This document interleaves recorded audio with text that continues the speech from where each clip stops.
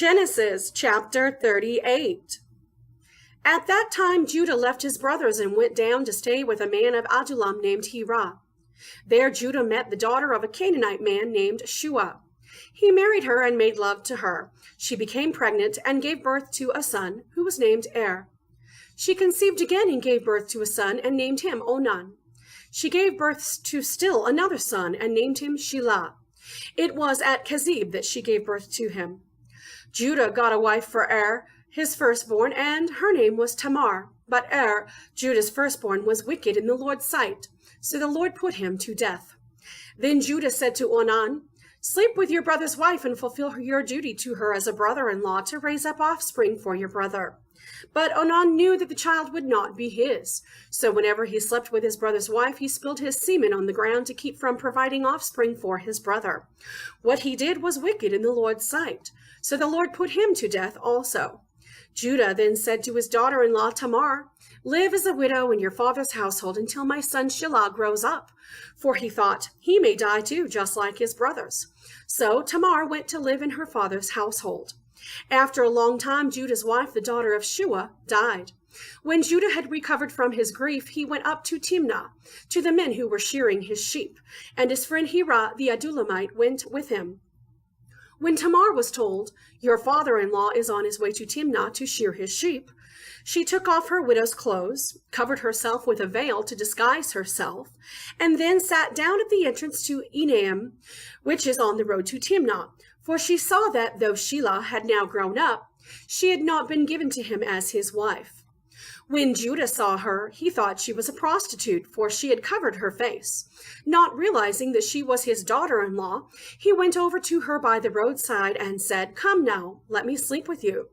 "And what will you give me to sleep with you?" she asked. "I'll send you a young goat from my flock," he said.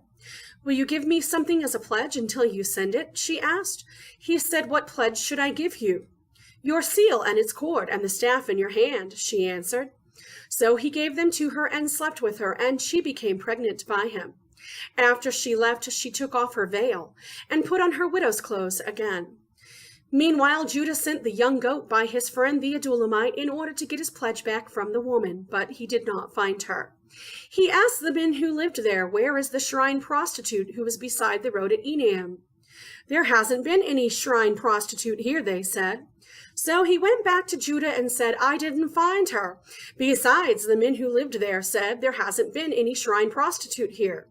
Then Judah said, "Let her keep what she has, or we will become a laughingstock. After all, I did send her this young goat, but you didn't find her." About 3 months later, Judah was told, "Your daughter-in-law Tamar is guilty of prostitution, and as a result, she is now pregnant." Judah said, "Bring her out and have her burned to death."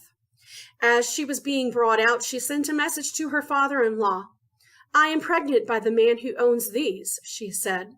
And she added, "See if you recognize whose seal and cord and staff these are." Judah recognized them and said, "She is more righteous than I, since I wouldn't give her to my son Shelah," and he did not sleep with her again. When the time came for her to give birth, there were twin boys in her womb. As she was giving birth, one of them put out his hand. So the midwife took a scarlet thread and tied it on his wrist and said, "This one came out first." But when he drew back his hand, his brother came out.